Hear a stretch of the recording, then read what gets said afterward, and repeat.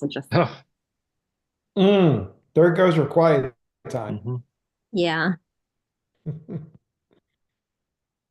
All right, we're up. Okay. Chief, are you on? He's not, no. I'll text him now. I mean, his box is there, but we don't see him. Oh, you do see his box? I Yeah. don't see his box. That's odd. You might have Oh, the, here he is. Here he is.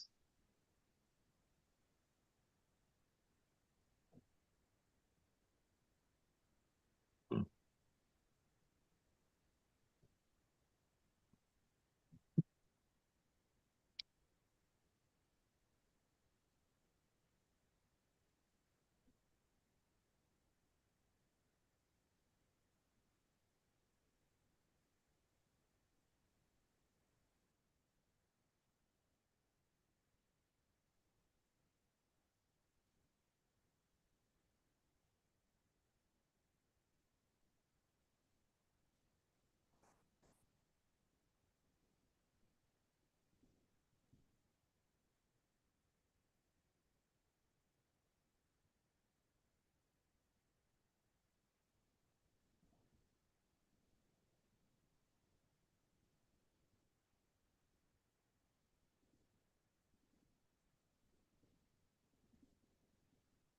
All right. Chief Sally's having some technical difficulties. He's going to try another way to log in. so we do have two members of the public. Brian, I believe that's Brian Kelly and Grant Smith. Um, if either of you would like to speak to the Public Safety Committee, if you could just raise your hand, and we'll move you over to a panelist.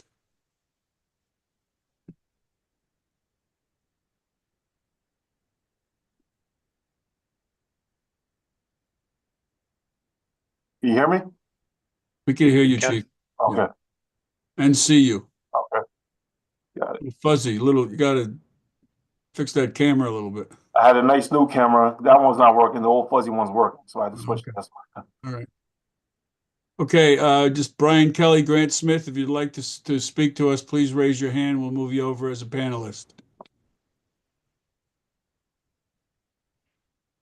Okay, so I don't see anybody raising their hand, so we'll go on with the rest of the agenda. There's another public comment period at the end. We can deal with it then. Um, so welcome, Chief. We're going to go into the first discussion item, and that's the Crossing Guard Appreciation Week. Deborah? Hi. So there were some emails from Julia Flath from the South Orange Walk, Ride, Bike that they're organizing that Crossing Guard Appreciation Day again. So I don't know if there was anything outstanding, but I just wanted to mention it. We should like promote it. I was curious, like if our guards were invited. I think last year we made it donated gift cards. So I don't know if you needed any help or if it's on your radar or if Maplewood is getting involved or what we're looking at. Yes, we're all informed. Our sergeant who's in charge is getting the gift cards. We'll have the gift cards and the invitations out so all the guards know, and we'll take care of them. Great, perfect. And I'll send the invite around to my fellow TC colleagues if you guys want to come as well. It should be a fun event for like Crossing Guard Appreciation Week. Okay. And Great. it's March for the public, Tuesday, March 4th, 9:15 a.m. to 10:45 a.m. at Jesby House in South Orange. And they were kind to shift the timing a little bit to accommodate our crossing guard schedule since they work later than the South Orange crossing guards. So this is from Maplewood and South Orange together? Correct. It's a joint effort between at South Orange PD, Maplewood PD, Walk, Ride, Bike Committee. Okay.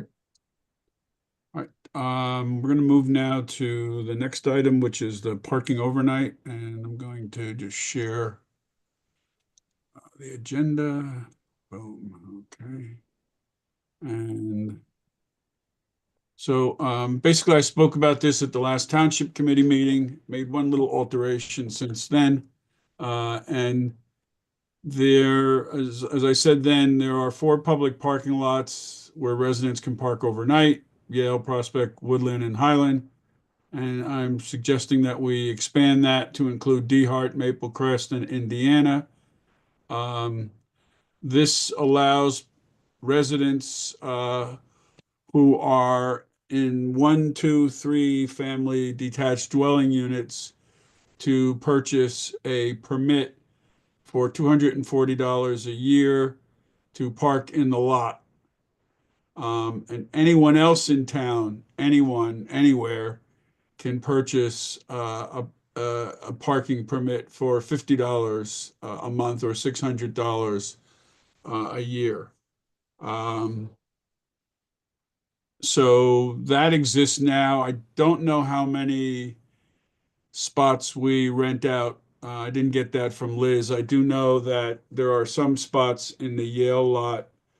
And I know there are some in the Woodland, and those are down in that little corner.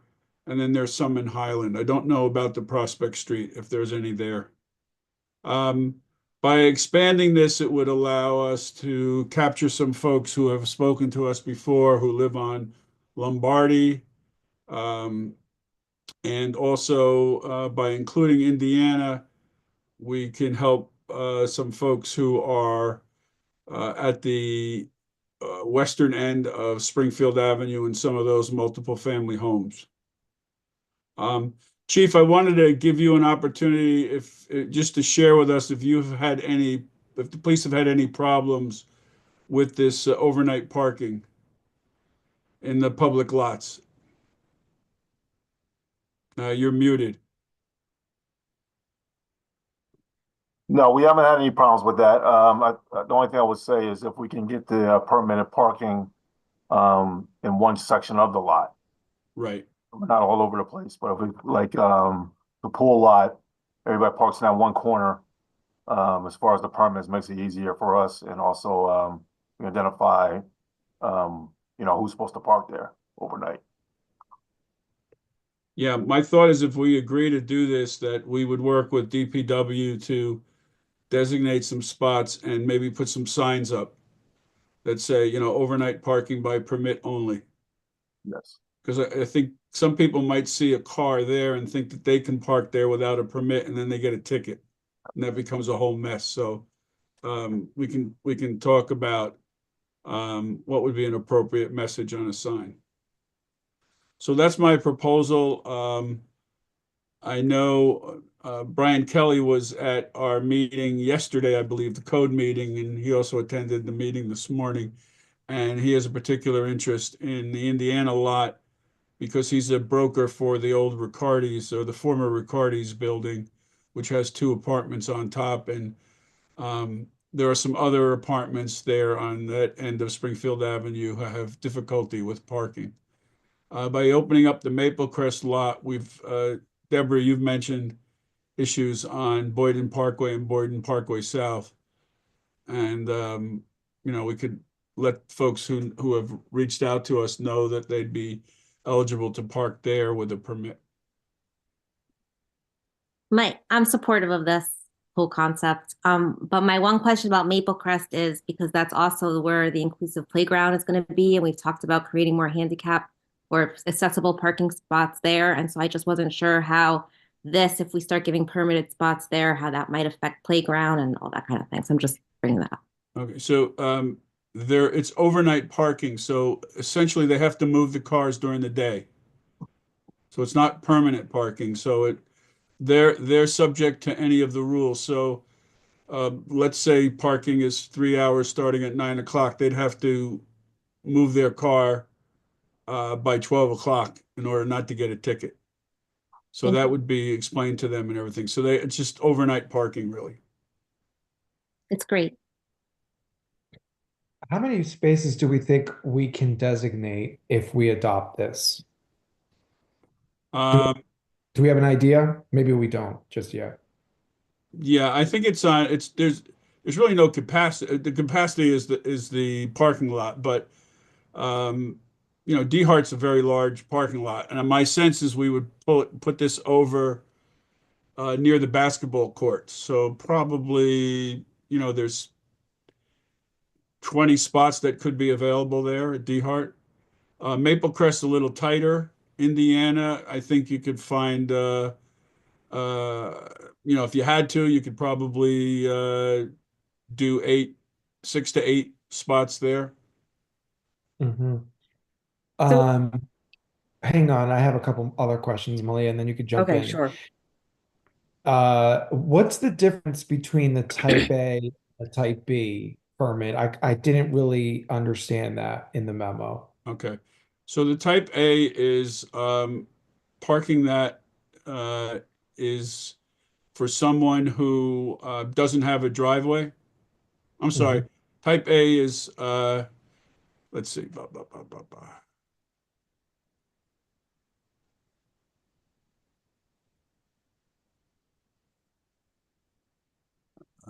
You got me here. So I didn't have it in here. It's such a difference in Right. price. So I was Right. So I'm wondering- sorry. So type A is the person who parks, who has a 1, 2, or 3 family detached dwelling unit and doesn't have a driveway. Or they live in anyone who lives in a 1, 2, or family dwelling unit. If you don't have a driveway, you can park in front of your house. That's a type B. And that's $240. Mhm. A type A is you get to park in a public parking lot. And you don't get to park in front of your house. You get to park in a public parking lot. And you live in a 1, 2, or 3 family detached dwelling. So if you live in a multiple family house, presumably you have, or apartment rather, presumably you have one spot in that unit, then you're entitled to a type B parking spot, which is $50. Mhm. Okay, thank you for clarifying that. That's really And helpful. then what we did is so we made it so anybody in Maplewood, if you look under this, I'll just highlight this area here. Anyone in Maplewood actually can purchase a type A parking permit for $600. So even if you have a driveway, even if you have a lot of cars, you can you can live in a multiple family house, you can live in a 1, 2, or 3 family house. You can purchase the type A parking at $600. So if I wanted to park on Prospect, I could pay $600 and park there. Got it. Okay. Yeah, I think this is great. I support this. We've been talking about doing this, and I like the way that this is set up. It's equitable, right? It provides options, and it's available even to those that, as you just said, have a driveway, and they choose for whatever reason to avail themselves of this. And we can communicate this out. I think this is a big win. Malia? Thank you. Okay, I still don't understand the difference between paying 600 a year or 240 per year. So how do you qualify for the 240? Because that's obviously less than $50 a month. So the 240 is that it's the 1, 2, or 3 family house that you can purchase the first permit at 240. And that's basically because in a 1, 2, or 3 family home, we know that there's limited parking. So you get a extra spot at a lower cost or a lower rate. And that's just for your first one. Correct. And then if you want another one, then it's up to the higher amount. Correct. So an example of somebody who might pay 600 would be somebody who is in an apartment. Correct. Because presumably they have one parking space in their building. Because we require that. Okay. So like, for Right. example, the Yale Street apartments there on the corner of Yale and Springfield, there's one spot per unit. Some of those people have a second car, so they pay $600 to park behind in the Yale lot. Got it. Okay. Because like a house, like a regular house would have like space for one car, but then if you want to have a second car and you don't have space for that second car, You you pay would pay the 240. 240. Correct. Yeah. If you had a third car, you'd pay So 600 for it the is third car. it is a better deal for people who have homes than people who are in apartments. Correct. Um, is there a reason for that? Um, I think it's because when it's type A is also I'm sorry, type A for the person who's in a 1, 2, and family mimics the type B who you can park in front of your house. And it's 240 to park in front of your house. So I think we just kept it the same rate to park in a public lot for your first car. Okay. I'm just thinking that, we have residents that live in homes and also in apartments. And if a resident in a home and an apartment have more than one car, they're paying different rates for that second car to be in a lot. Only a multiple family. So if if you live in a 2-family house or 3-family house on Boyden Parkway South, then you'd pay 240. So if I lived on the second floor and you lived on the third floor, we'd each be able to get one permit for 240. Yeah, I think you have to distinguish between apartment because we have different kinds of apartments here. Correct. The apartment Yeah. buildings that come with a park that you can pay extra for a parking spot in the building, or there's these multifamily houses that have a driveway so you can park tandem, or you might not have parking, and then you get ticketed on the street because it's the easiest place to park. You just risk it. Yeah. 'Cause, I mean, it's sounding like I, for example, could go and get a $240 pass to park in a lot, but that doesn't really seem fair. That somebody in an apartment building who has a car then has to pay 600. So I don't know. Maybe I'm just not understanding it. Clearly, we need to do a good job explaining. But I like the concept overall. I'm definitely in favor of this. I like adding more options to our residents. I've definitely heard this from people who have been, residents who have been frustrated and not having enough space. So I really like this. Just wanting to look at the equity of homeowners versus apartment owners, making sure that all of our residents are treated equally. Um, and then I did want to go back to what Miss Engel brought up regarding the Maple Crest Park, because that parking lot is really small, and a lot of people go. So the inclusive playground that will be there, um, a lot of people who go to playgrounds will go in the morning. So if half or more of that parking lot has cars that are going to be staying there until noon, I could see that as being a problem. So we may want to either limit, like it's a very small lot. I don't know how many spots are there, maybe 20, 40. Or maybe 20. Yeah, we might want to like limit the number of permits that we allow there or um yeah, I don't know, but I think having a number of cars staying there until 12 will really cut into the access for the playground. Yep. We can do that. We can do that administratively with Liz does that. She can just limit it to Maple Crest to a certain number. Sounds good. Okay. And then lastly, I think since we are in Public Safety Committee discussing this, we may want to take a look at our infrastructure at these locations. I mean, certainly the Heart is well lit at night, at least up by the senior center and the community center as you get closer to the basketball court. After certain hour, it gets pretty dark there. So we want to make sure that you know, when we make this available, it's also a safe option for people to walk to and from their cars there. Good point. We'll take a look at that. From the Maple Crest lot too, because I was just thinking about that, having to cut by where the old tennis courts were that back way, that I wouldn't feel safe doing that.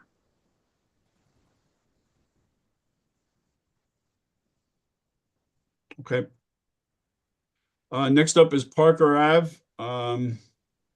So Chief, you missed the meeting yesterday, but that's okay because we're going to set up a special meeting. You're going to meet with Paul Kittner. You and I guess DiMaggio is now traffic. Yes, it'll be Lieutenant DiMaggio. Okay. So if you guys could meet with Paul go over the plans and give him your feedback. We're gathering feedback. We did hear from the fire department. They were actually in favor of the bike lanes because it gives them wider access without having cars on the street. So they thought it was a good idea. And we met with the principal of the school today, and he didn't see, he's not opposed to it. He thinks there's a lot of challenges, which there are. There would have to be a lot of enforcement. So as you talk to Paul Kittner, talk to him about your observations, your feelings, and also how you might be able to enforce this, because this is dedicated parking lanes on both sides of the street on Parker, and we wouldn't allow parking on that street.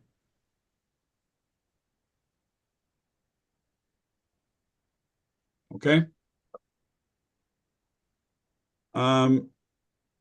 Patrick, you want to give us an update on the scheduling and management services for police off-duty rates? Did we go out to solicit quotes? Vic, can you We- stop sharing? Yes.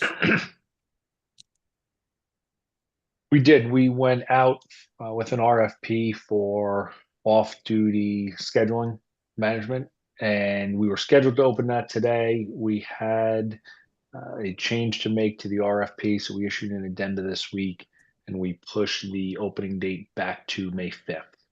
So we have to have so much time between advertisement and opening. So it just, it extends this a little bit, but we only got, one question on one area, and so we expect that'll be the last change we make. And if are we able to institute this mid-year? Soon Yeah, as- yeah, Yeah. Okay. absolutely. Any questions on this? Okay. And then, Chief, the police vacancies, I know we spoke about a few vacancies at the last meeting. What's our plan going to fill those? Yes, so yesterday we spent, myself and our admin spent most of the day interviewing possible candidates for police. We exhausted our list, our police list that we have. So we interviewed 3 out of that list. And then we went to Morris Police Academy, which has the alternate route police program there. These are persons that pay for themselves to go to the police academy. And we had the opportunity to interview 7 that were at that academy to look for possible candidates. Out of the end of our list that we went through in the alternate route candidates, we identified 4 that we would like to move on. However, with the alternate route, things have changed in hiring police officers because, we used to have a line going around the corner with persons wanting to become police officers. The alternate route program, when we spoke to these candidates, they already were interviewed by 2 or 3 different agencies. So they, it's kind of like the NFL draft. You go there and, you tell them, how great Maplewood is, and then another agency tells them how great they are. We did leave our applications there. We're waiting to follow up with the staff there to see who's interested in going further. And once we identify that, we'll push them forward for interviews.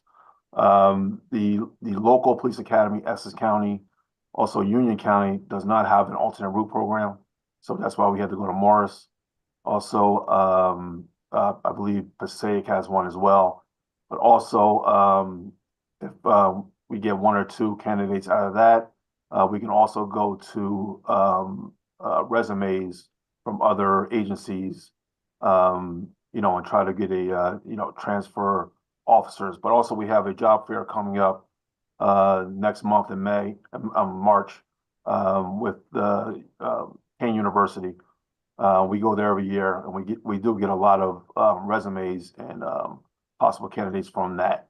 And that's usually we get a mix of persons that are not officers yet, but also officers that are looking to transfer.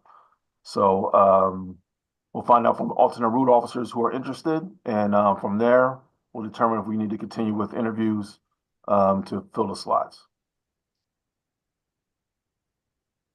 Okay, is there, I know we have a couple vacancies now, we have some coming up, right? Yes, well, we have two now, and one, anticipating, this year. So that's where we're at. That, Okay.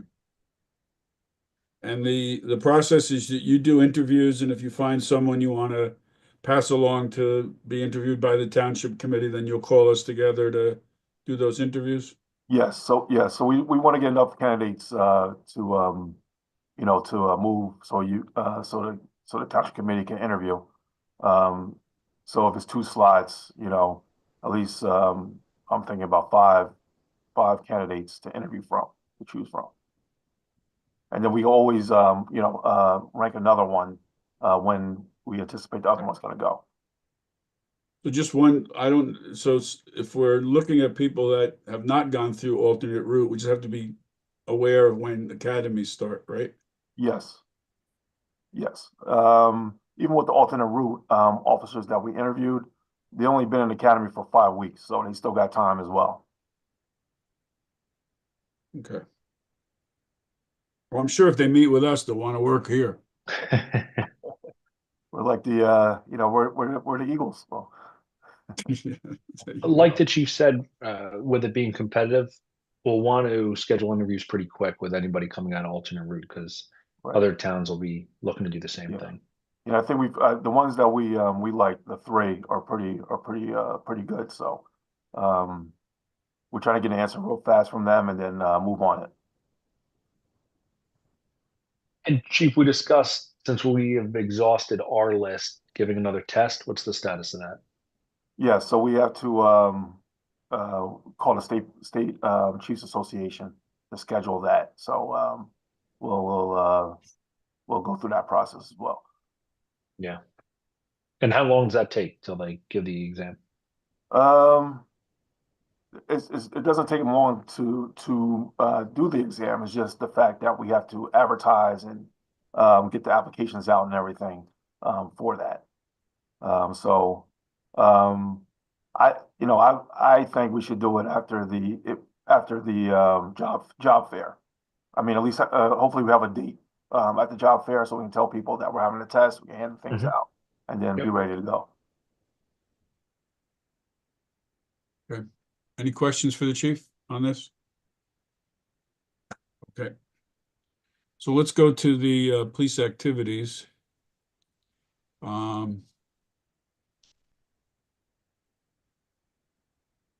So Chief, we got the crime statistics for the whole year now compared with 2023. So, our robberies are down. I'll let you speak. I'm just going to keep going. If you have anything Okay, to say. right. So, the good news is the robberies have been going down consistently for 3 years.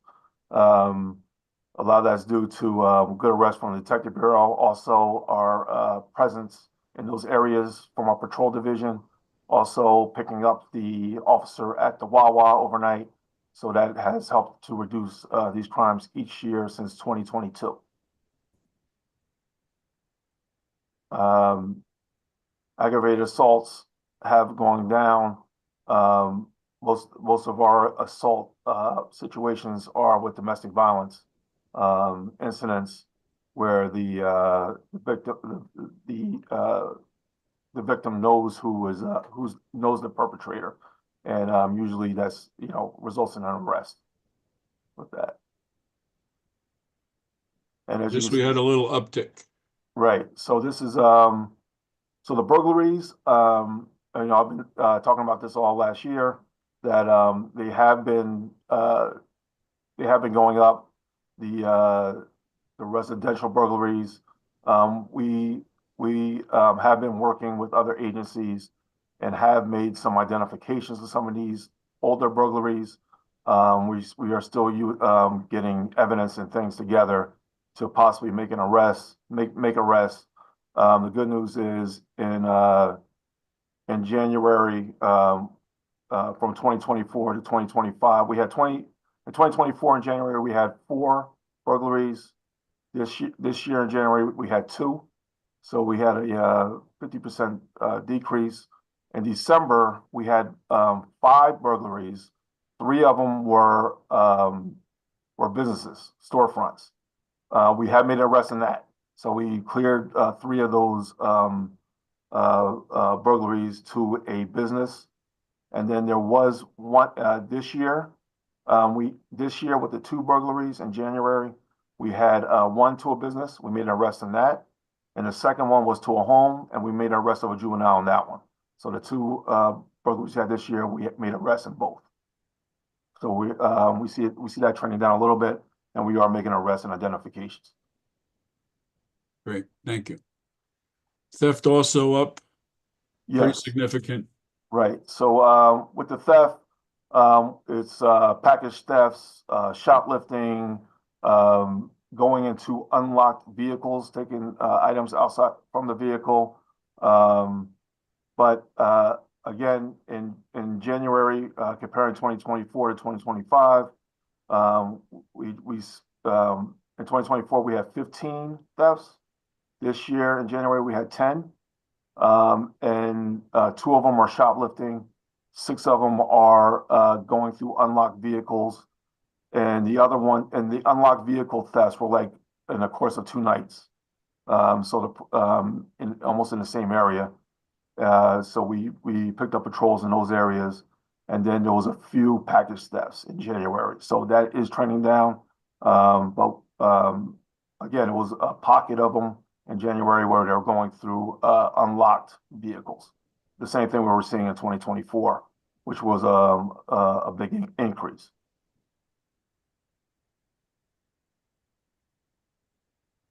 Auto thefts every year have been going down, and the same thing this year. January 2024 there was 5. January this year 3, and unlocked vehicles, and vehicles are taken, and then eventually we recover them in a different municipality. So they have been trending down every year. They've been trending. Is this beyond Maplewood? This is also happening in other places. Just generally, auto thefts are down? Yes, they are. And then And this is all, I don't know if it's because of technology or that's why the burglaries are picking up, because that's the way to get the car. You have to go get the keys, this is all the incidents. right? And most of those are the thefts that are increasing. But we hope to continue the trend this year of the decrease we're seeing in the first month. Anyone have any questions about any of these statistics? I do. I had One question. Chief, thank you for this. I want to go back to the assaults. All the domestic violence related incidents, they're all counted and indicated as assaults, right? Aggravated assaults. A lot of them are simple assaults, which is meaning there was no weapon involved, or there was pretty much if you use your hands and your fists, that's a simple assault. Aggravated assault could be with a weapon. A bat could be a weapon. A gun, of course, is a weapon. A knife, and so on. Thank you. And the 42 that we see here for all of 2024, is that 42 distinct incidences? That's Or- It's the burglary. burglaries. That's burglary. Oh, sorry. Yeah. These are 10. 10. Yes, sorry about that. Yeah, I was looking at the wrong place. Yep. So the 10, are those all distinct incidences, No, I'm sorry. or could they involve the same people counted therefore more than once? A little bit of both. It could be the same person, or it could be various people. And some of them are, and they're not all domestic, I should say. It could be aggravated assault could be on the street as well. Okay, thank you. I wanted to ask about. Oh wait, am I on? No, I go wanted to ahead. ask about the So just to clarify, if auto theft is only when they take the car and they don't enter the house, If they enter the house to get the keys and then they take the car, that's listed as a burglary. Yes, So that's not also listed as an auto theft, correct. even though the burglary oftentimes is both burglary and auto theft. Right. All right. Because then I guess we may not actually be seeing an auto theft decline. They're just Yeah, the having to auto go in theft- the auto house theft- to get it. The auto theft declines a straight auto theft. It's, a street, Straight, yeah, car. right, Yeah, the burglary is the one that really right. But, concerns me. you got to remember, a lot of our burglaries, a lot of times they don't get the car. I mean, they're attempting to get the car, they go in the house, something happened, dogs started barking, lights came on, they took off. Yeah, yeah. And then also there's multiple, right? When you have somebody come multiple times to the same house, Yes, and is that counted as two different burglaries? yes. Okay, Every time they come and make that attempt to go in, that is a burglary. thanks. Yeah. So I'm going to keep doing these charts for 2025 so that we'll be able to keep looking at trends year to year to year. So Good idea. I hope they're helpful. They are. Thank you, Vic. I like your charts. Yeah, and they're transparent too. The public should see this. Okay. Chief, we're going to go into executive later in case you want to go into anything in more detail, but did you want to say anything else about auto thefts, home invasions? No, just the fact that most of the auto thefts, the straight street auto thefts, are with vehicles that are left unlocked. Sometimes the keys are in the car, and a lot of our thefts is the same way. The keys, the doors are unlocked. People are just going in taking laptops or whatever. So with the vehicle secure, your vehicle keys. I mean, you have them in the house. Make sure all your doors are secured. And if you see anything suspicious, call us immediately because we are in the area and we get there pretty fast. So anything suspicious, if you're not sure, call us. We'll get there and find out what's going on. So Patrick, can we have somebody do a story about this? Because we had 53 auto thefts last year, and it would be interesting to do a little story about how many of these had keys in, were running, things like that, just so we could reinforce to people not to leave your car running when you're running into 7-Eleven or Wawa. Okay. Yeah, absolutely. Okay, we're going to move now to the police activity reports. And these are, I did these based on the monthly report we get from Debbie. So the first is the moving violations. Chief, you want to speak about these? Yeah, yes. So the moving violations are pretty much everything moving. As far as speeding and left turn in a parking space, crossing the double yellow lines, going through stop sign, not yielding a stop sign. So this is broken down by shift, as you can see. The top row is shift 3. Shift 3 is definitely our busiest shift in the department. We no longer have shifts this year, but shift 3 is our busiest. It's when most people are coming home, when we have the most traffic, and that's the busiest shift. So, and that's why you see the numbers higher for shift 3 for the year. Chief, one thing these numbers do show is that it's not a good trend line from October to December. Everything's going pretty much either flat. Two of the 3 shifts are going down, some significantly. Yeah, so I did look at the January to December stats as far as moving tickets, and it has gone up in January as far as moving violations. So there is an increase there. The next stat should show it trending up.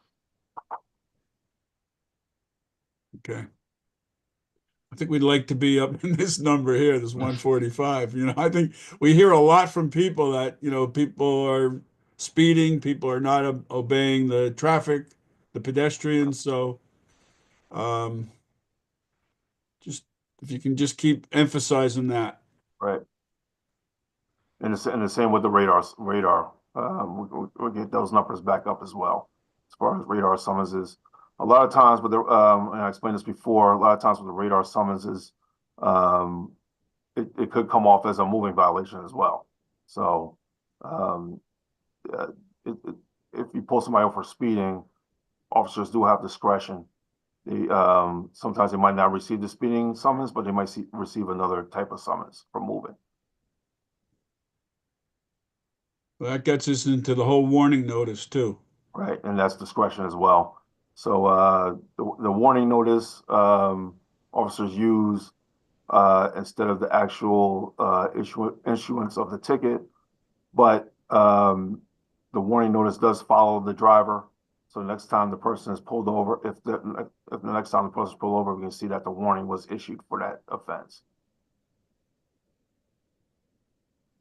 Yeah, it's one other thing is when you look at these, it's not universal on the shift. All the officers, some are at 0 and some are, giving out 20 warning notices, 20 tickets. Is there an emphasis on trying to get everybody to get a little higher in their numbers? Yes. Even when we interviewed the kids in the academy, alternate route, we're talking about how you feel about issuing tickets and so on. And the first thing that came out their mouth was that, well, we do have discretion, but we're trying to explain to them, this is part of your job as far as traffic and safety.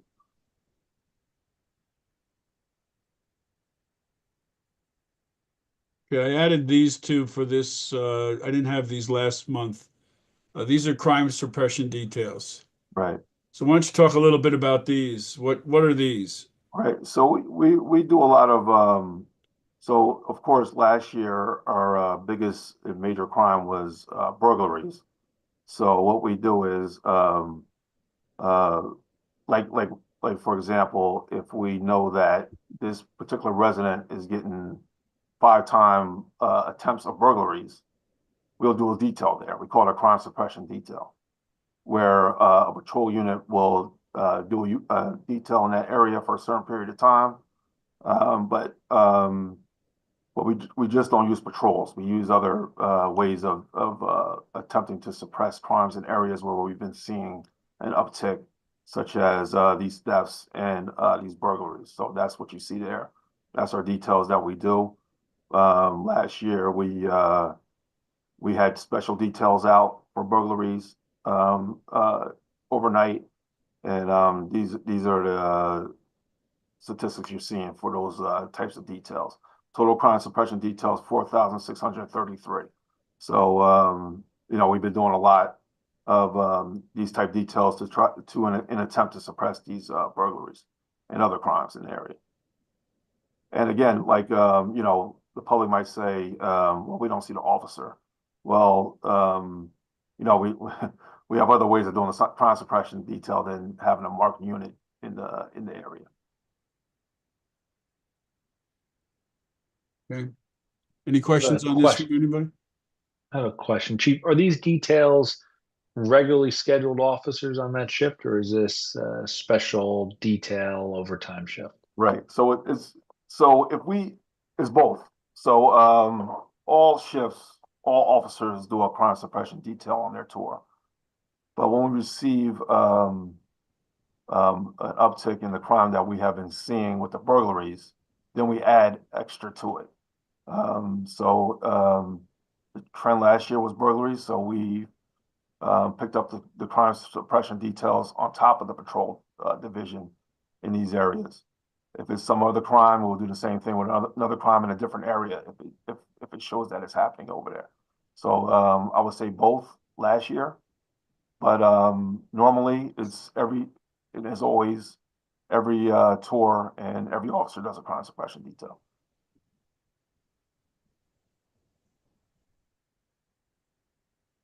And then just we also talked about the vehicle stop. So if you could talk about the difference between a motor vehicle, a moving violation, a warning notice, and what is the vehicle stop in comparison to those?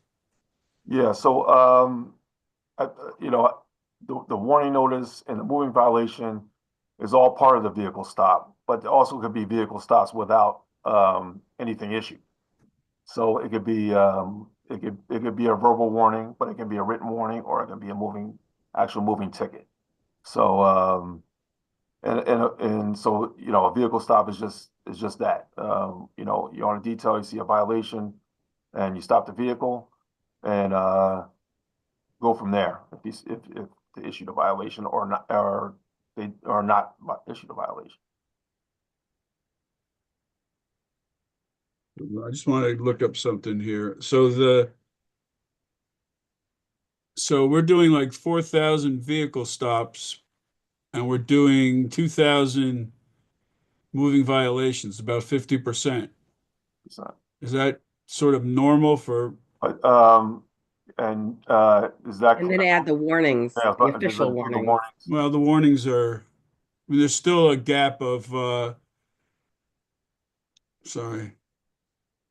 So it's You know, about there's still a gap 5,000. of about 1,000 right. between the stops and the warning notices, the radar, and the moving violations. So that's roughly 25% that people are just leaving after a stop. Is that normal? I don't know if that's normal with other departments. I'm not going to commit to that, but I'll I'll do the research for that. What's the norm for that? Okay. Just seems because you're saying that they generally are stopping because they observe something that's not correct, right? Either Right. the So we're lights out or something Yeah. happened, or maybe a So- plate was bad or, right. So we're not going to stop anybody for no reason. So Right. no, it has to be a violation or something that and you know it, yeah. So it is a violation of some sort. Why the vehicle is stopped. But officer's discretion is to write the ticket, warning, or verbally tell them about the violation. so a verbal warning would not be a warning notice, right? Warning notice Correct. is written. Right. Okay, so maybe the verbals are that other 25%. It would just be helpful for you to give us some sense of how that matches up with your own professional experience. Right. And on the warning notices, could you just go through that again? So if I'm pulled over, I get a warning.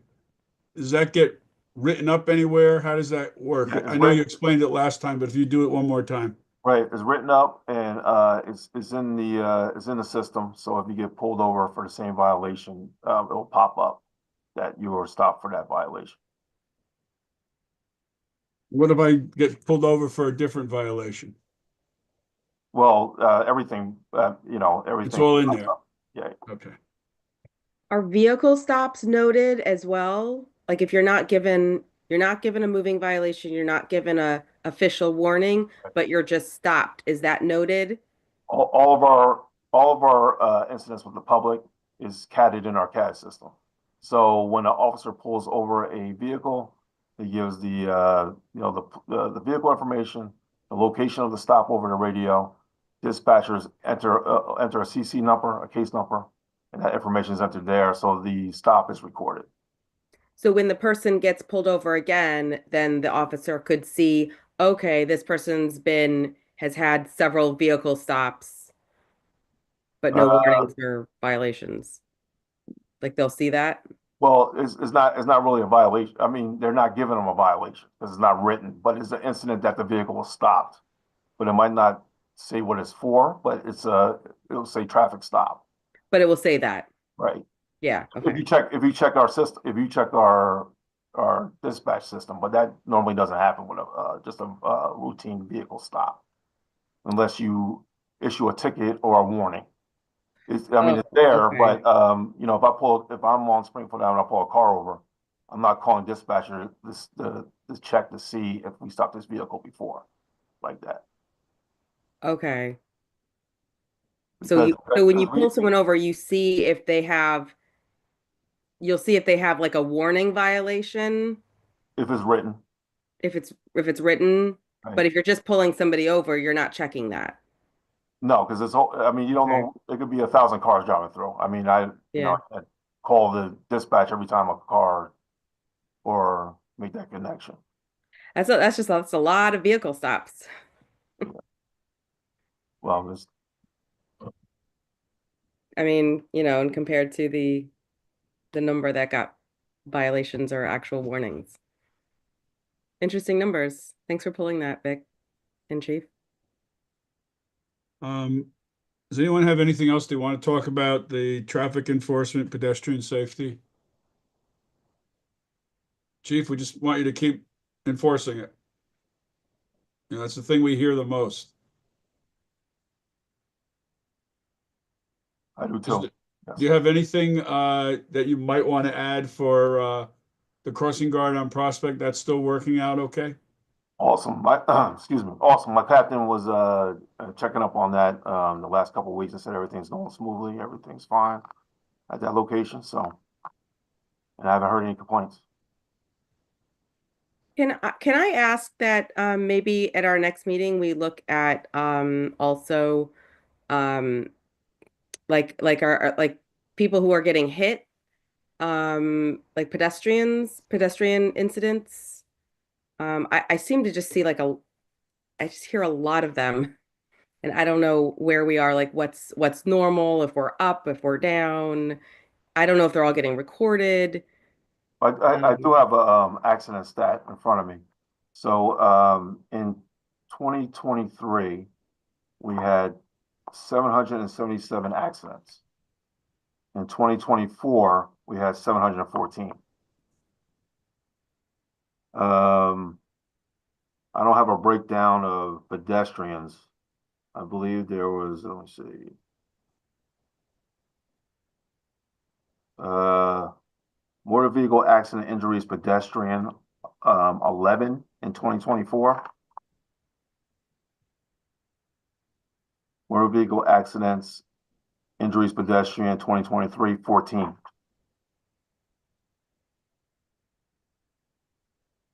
Okay.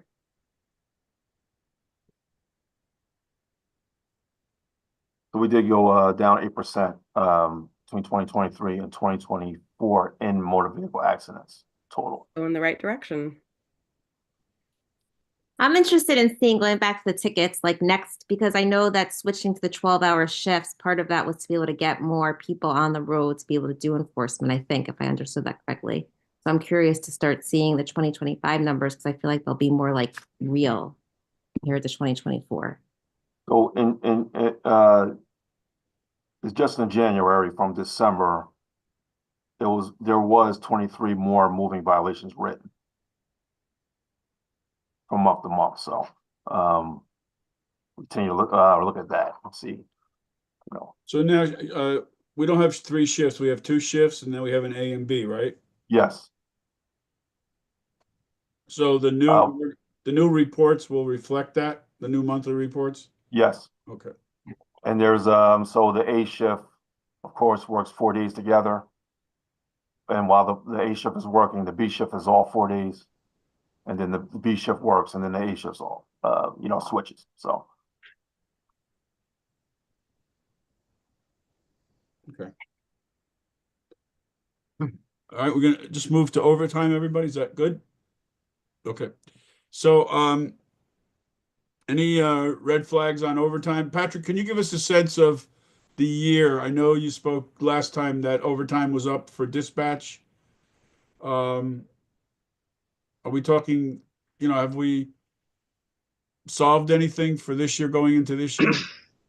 No, we're still pulling together some information, and it's a little difficult on the dispatch side because lieutenants are included in that dispatch number, so it's not solely dispatchers, right? When we budget, because the lieutenant and watch commanders included in the in the dispatch area and coordinate that response, they're grouped in that budget line. So right now we got to go back through some payroll to figure out what of those are dispatchers, what of those are lieutenants' salary and wages, and it makes a big difference just because of the difference in their pay. So hopefully we have some more information early next week. And I imagine that'll be discussed again at the next budget meeting. Just looking at overtime for this year, I know it's just January, but that 911 dispatch overtime for that month comparison 2024 to 2025 has gone down 20% for January. However, we do have, if you look at the police overtime, it's going up this year, and that's only because we were switching schedules. So for us to fill the empty schedule when we had to, because we had to give them days off to switch, it causes overtime to fill like 2 shifts, or 2 shifts to switch over. So that's where you see the increase in that. And it was approximately about 80 hours of that we had to do. Switch from the 4 and 3 to the 4 and 4, A squad, B squad, and make sure that the officers had enough time, days off between the switch. Okay.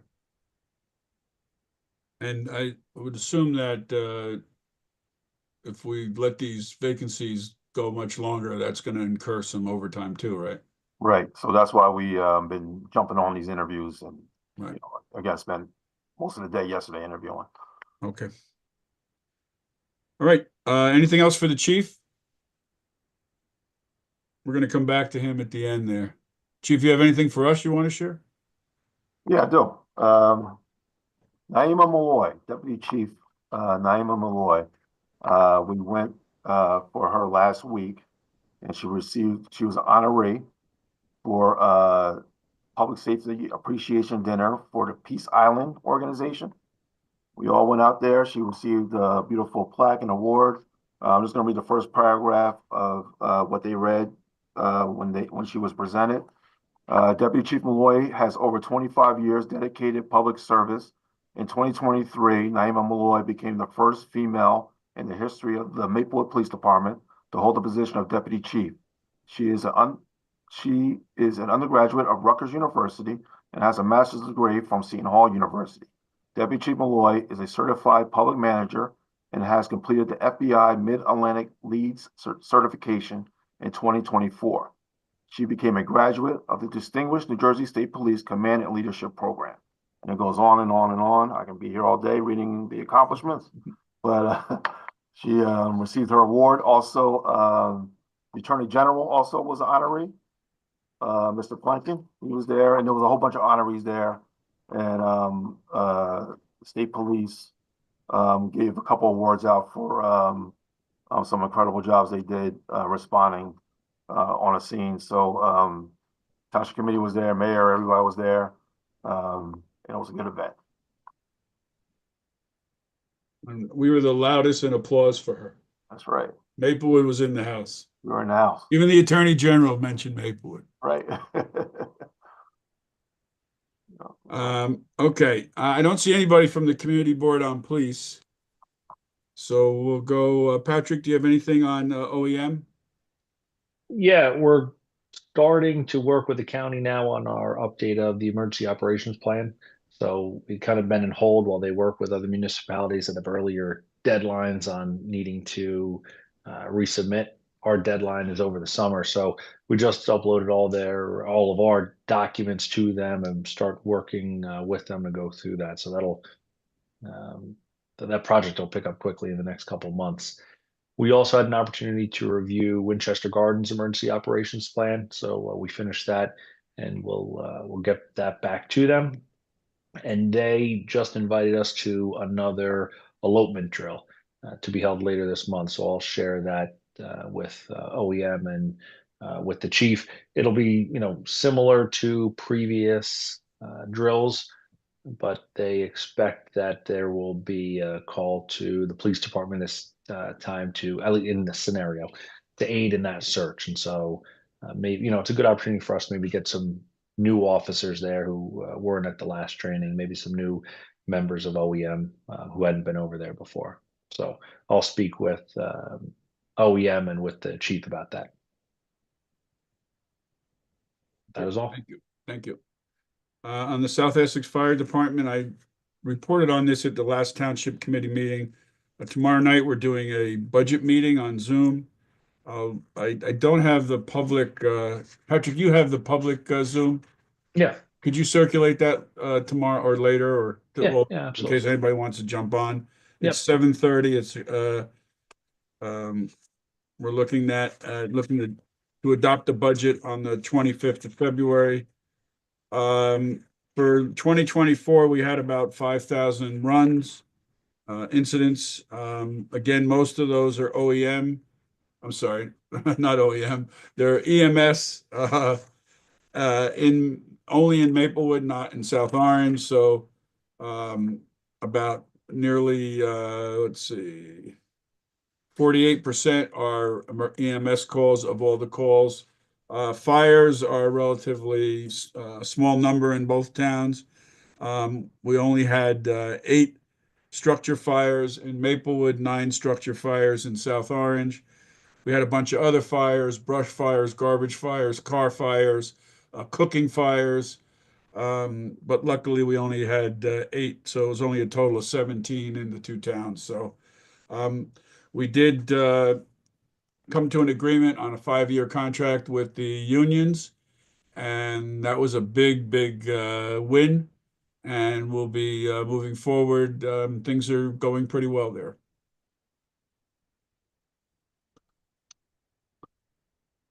Does anyone have any other items they'd like to bring up in public? If not, we can go back to the participant list and see if anyone would like to address the committee. They can raise their hand. We can move you over to a panelist. Okay, we have Brian.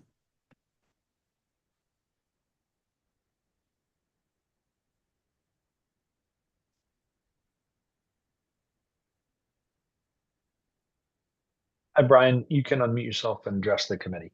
Yes. Super. Okay, wonderful. Well, thank you for letting me witness some of the machinations of municipal goodness.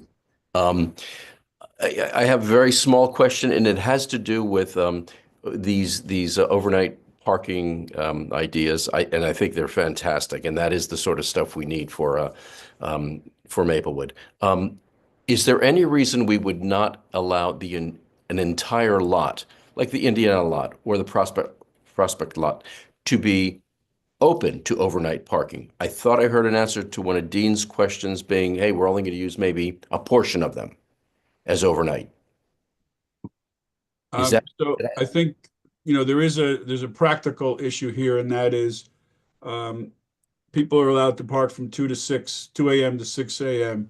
and then they have to follow the rules of the lot. So in some instances, they could actually stay till like noon or 11 o'clock. So we don't want to tie up all those spots for overnight parking, because they would be able to park overnight, and then once the parking 3-hour parking, let's say, kicks in at 9 o'clock, they would have 3 hours to stay there. So that kind of defeats the purpose of keeping those spots open. So if that was the case, we might want to limit the number of spots in a parking lot. We don't really know until we see what the demand is. And is it going to be an open kind of like, yeah, so you could sell 1,000 permits, you could sell 100 permits. You don't know. The reality is we're talking, if we're talking if a dozen, that would be a lot. Okay. Okay, you then, know, in all these lots, because it's not like people are, first of all, it costs money. Right? So, you know, some people are, if they have if they have a spot, they're going to park where it's for free. If they have a second car, they're going to have to judge whether it's worth having, you know, pay for parking or not, maybe even having the second car. But if they want to park a second car or a first car, then we can accommodate them. okay. This sounds like it's evolving. And also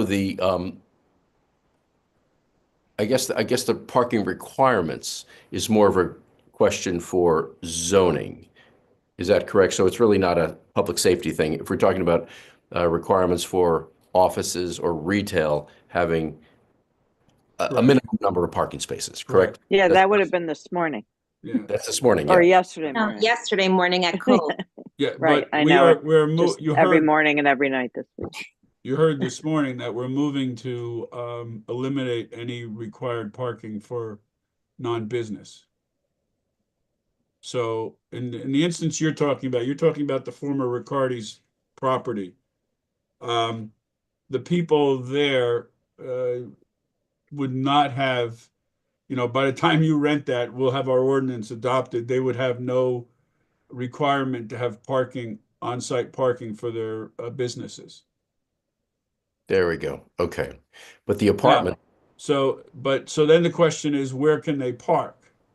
So it doesn't have to be on site, but there is a limit on Springfield Avenue. So I mentioned to you before, we do have, I believe it's 10 spots in the Indiana lot where there's no time limited parking.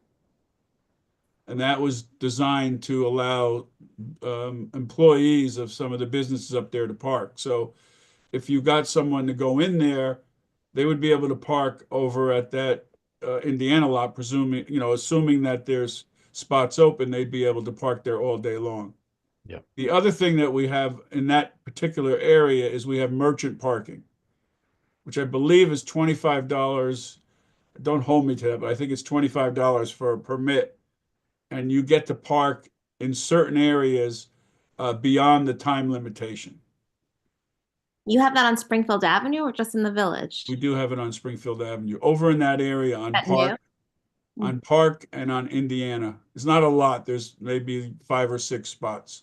This was really to accommodate Riccardi's when they were there. I don't know that business owners know that. I didn't know that. I think that's news to me too. That's good to know.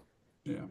And would there, I guess, is there any way of, would there ever be consideration to allow overnight?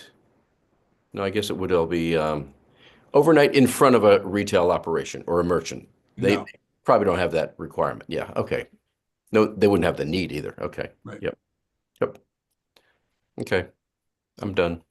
Okay. Brian, Thank I just want to mention that related to your question is merchant parking, right?